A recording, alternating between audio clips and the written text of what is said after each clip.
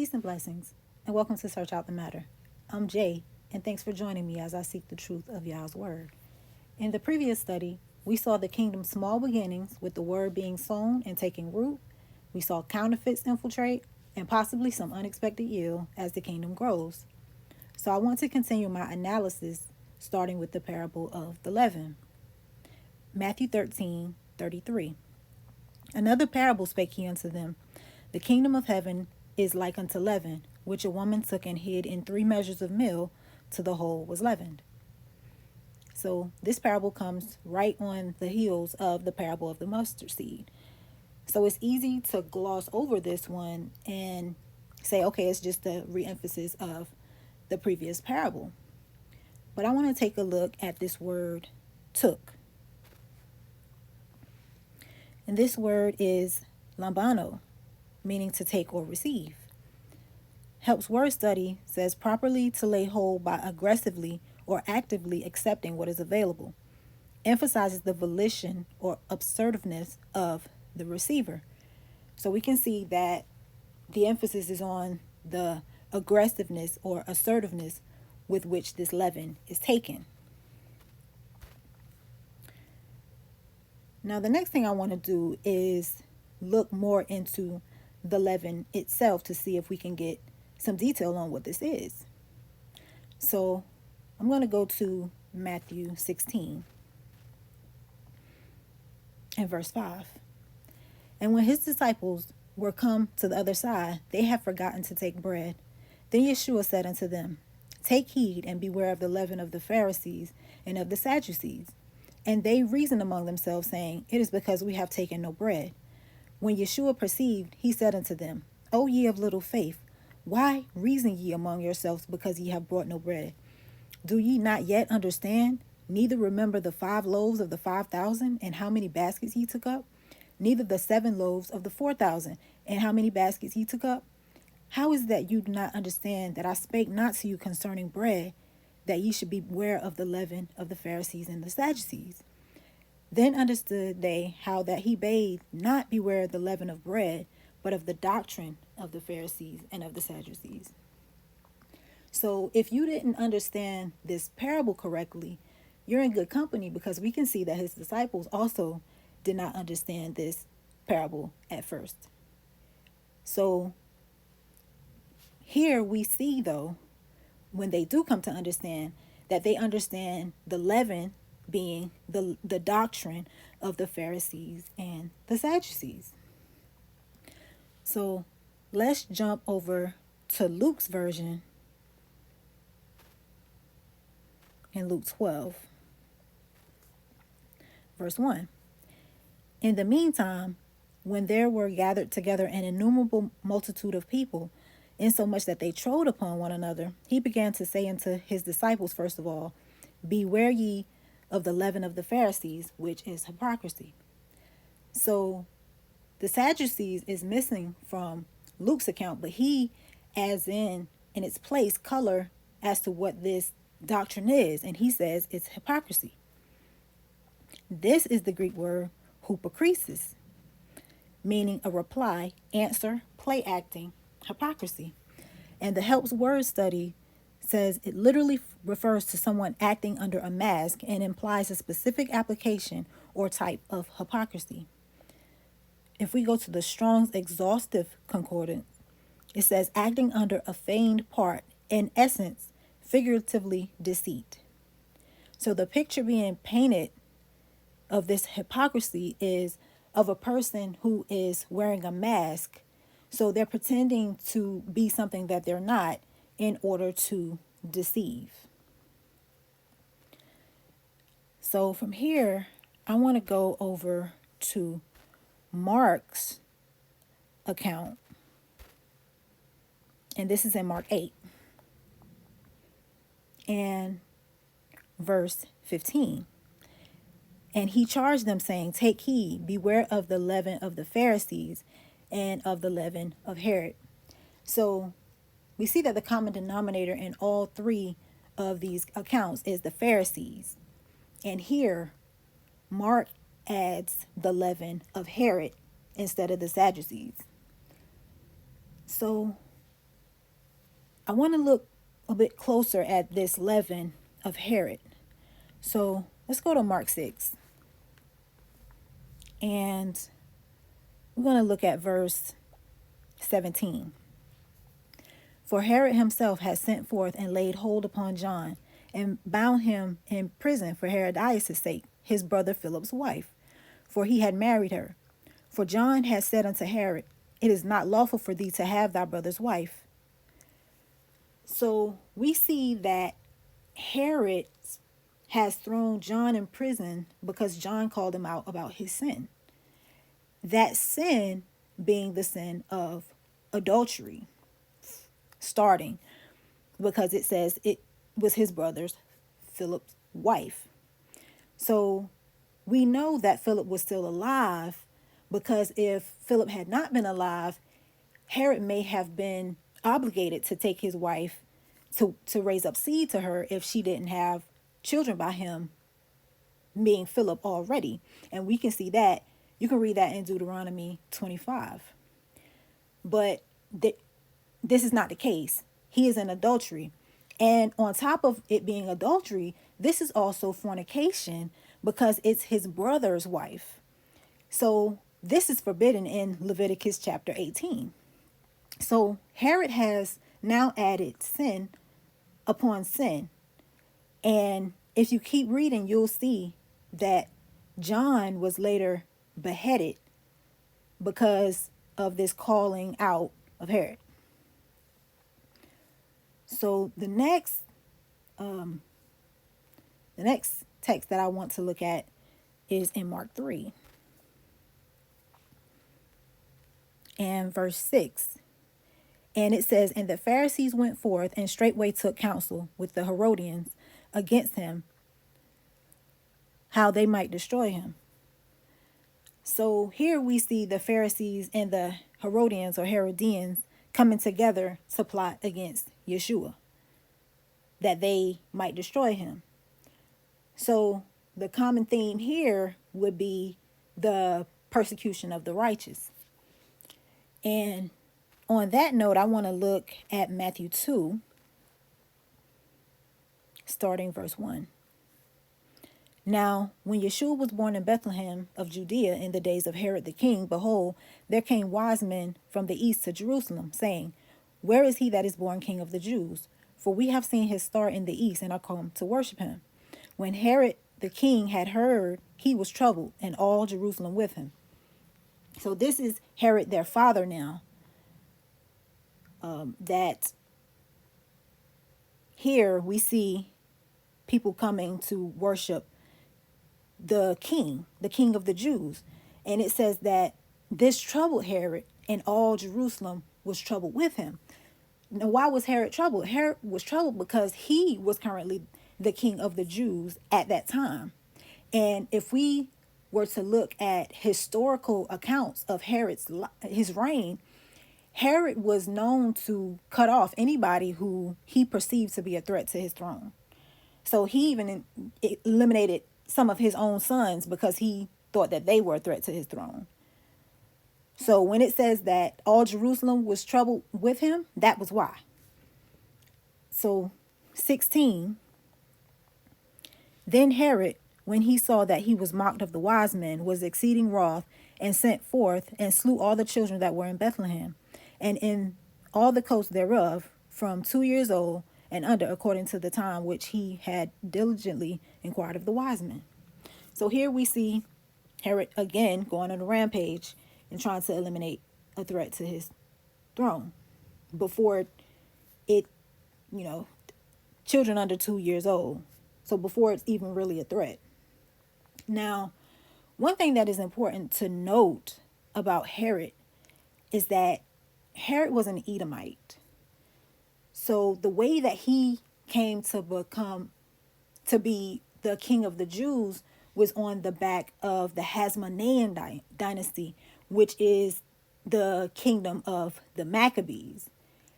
And if you haven't read the book of Maccabees, I would highly recommend that you read it, because it is important information in the historical context of the Bible. So even if you say you don't take anything outside of, what's canonized to be inspired scripture, you should at least read it for the historical background and context of it.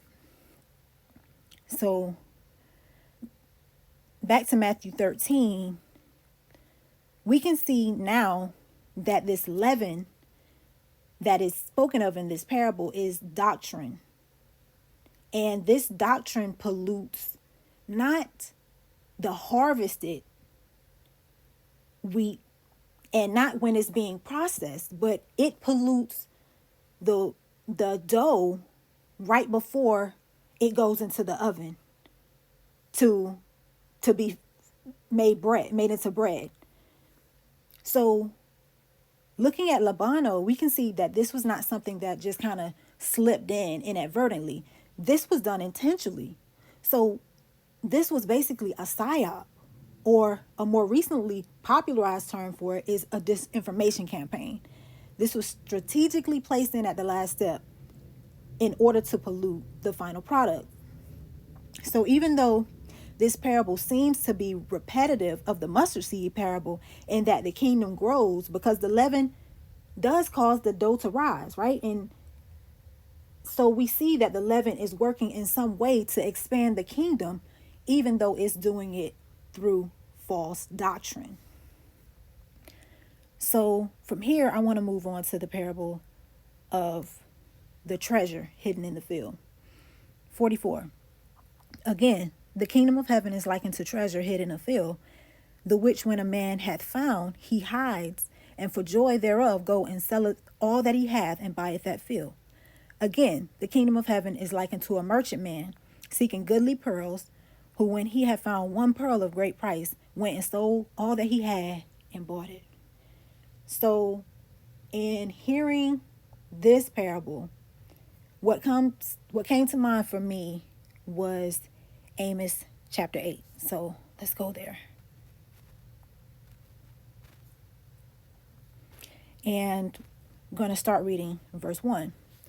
Thus hath Yahuwah Elohim shewed unto me, and behold, a basket of summer fruit. And he said, Amos, what seest thou? And I said, a basket of summer fruit. So from here we're going to move to verse 9.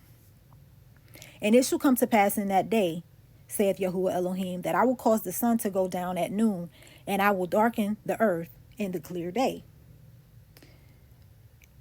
And I will turn your feasts into mourning, and all your songs into lamentation. And I will bring up sackcloth upon all loins, and baldness upon every head. And I will make it as a mourning of an only son, and the end thereof as a bitter day. Behold, the days come, saith Yahuwah Elohim, that I will send a famine in the land, not a famine of bread, nor thirst for water, but of the hearing of the words of Yahuwah. And they shall wander from sea to sea, and from north even to the east. They shall run to and fro to seek the word of Yahuwah, and shall not find it. So, right after this parable of the leaven, which introduces bad doctrine into the kingdom, we see a hidden treasure, which when a man finds, he keeps it hidden, but buys the field where it's hidden, for joy that he's found something so great. And I believe that treasure to be the word of Yahuwah, the truth, right? Because the kingdom has now been polluted with this false doctrine. So the truth becomes scarce. And as a result of that scarcity, truth becomes more valuable. So when somebody finds it, now they want to keep it. They want to treasure that up in their heart. So the next thing I want to look at is Amos 9 in verse 9. For lo, I will command, and I will sift the house of Israel among all nations, like as is sifted in a sieve, yet shall not the least grain fall upon the earth. So reading this, it alludes back to Daniel chapter 2, which we looked at in the previous study. So going there again, this is when the the stone hits the feet of the kingdom and breaks it into pieces. So in verse 35, we see, then was the iron, the clay, the brass, the silver, and the gold broken to pieces together and became like the chaff of the summer threshing floors. Now, chaff is basically the useless parts of the wheat, and this part is sifted off. So we see in Amos that God said he was going to sift Israel, and in sifting them, the chaff comes off. So if we go back to Amos, he asked Amos what did he see, and Amos said a basket of summer fruit. And here we see that this kingdom becomes like the chaff of the summer threshing floors. So this is giving us more of a timeline of when this is happening. So now back to Amos 8. And we're going to look at now verse 9 again. And it says, I will cause the sun to go down at noon. So where does this happen? Where do we see the sun going down at noon? Let's go to Matthew 27. And verse 45. Now from the 6th hour, there was darkness all over the land until the 9th hour. And about the 9th hour, Yeshua cried with a loud voice, saying, Eli, Eli, lama sabachthani. That is, my God, why hast thou forsaken me? So this is when Yeshua is on the cross. And it says, from the 6th hour, there was darkness over the land till the 9th hour. The 6th hour being the 6th hour of the day. So if the day is beginning at 6 a.m., the 6th hour is then 12 noon. And with the 9th hour being 3 p.m. So now let's look at, we're going to go to Mark's account in Mark 15:33. And when the 6th hour was come, there was a darkness over the whole land until the 9th hour. And at the 9th hour, Yeshua cried with a loud voice, saying, Eloi, Eloi, lama sabachthani. So here we have him saying the same thing. Previously in Hebrew, now it's in Aramaic. But the same witness, darkness over the land, starting at noon. Luke 23, verse 44. And it was about the 6th hour, and there was a darkness over all the earth until the 9th hour. And the sun was darkened, and the veil of the temple was rent in the midst. And when Yeshua had cried with a loud voice, he said, Father, into thy hands I commit my spirit. And having said thus, he gave up the ghost. So we looked at this in the study on redemption, where we see him saying that. So it has Yeshua's last words being different, but the witness of the darkness at noon is the same. So now we get a time frame of when this treasure, right? When this treasure becomes hidden is after the death of Yeshua. So all of this, we see this happening after the death of Yeshua, but before the separation of the chaff from the wheat. So back to Matthew 13 with this final parable is the parable of the net. 47. Again, the kingdom of heaven is like unto a net that was cast into the sea and gathered of every kind, which when it was full, they drew to shore and sat down and gathered the good into vessels, but the bad they cast away. So shall it be at the end of the world, the angels shall come forth and sever the wicked from among the just, and shall cast them into the furnace of fire. There shall be wailing and gnashing of teeth. So in this parable, we have a parallel between the parable of the wheat and the tares. Both have some good and some bad, and both are separated when the angels come at the end of the world or the end of the age. So first we have plants that are being separated. Here we have sea creatures that are being separated, but both at the same time. And I believe this to be representative of the two different peoples, right? With the wheat and the tares being Israel, and the sea creatures being the combination of the other nations, which we commonly call the Gentiles now. So we now have a full picture of the progression of the kingdom of heaven. The word goes out, counterfeits infiltrate, we see some unexpected yields as the kingdom grows, false doctrine is introduced, which also contributes to the rise of the kingdom. God's word becomes scarce, and a separation happens at the end where the good are separated from the bad. So let's look at 51. Yeshua saith unto them, have ye understood all these things? They say unto him, Yea, Lord. Then said he unto them, Therefore every scribe instructed in the kingdom of heaven is like a man, a householder, which bringeth forth out of his treasure new and old. So this last advice that Yeshua is giving us, I believe, is he's telling us that to be instructed properly in the kingdom of heaven, we have to have a holistic view of God's word, both old and new. Because if we don't know what God has said, we can't determine what he hasn't said. And if we don't know what God has done in the past, we can't understand what he's doing now or what he has planned for the future. So thank you again for joining me. Feel free to drop any comments, concerns, agreements, or disagreements in the comment section below. I hope that this study has blessed you and inspired you to search further into Yah's word. May Yahuwah bless you and keep you. May Yahuwah shine his face upon you and be gracious to you. May Yahuwah lift up his countenance upon you and give you peace.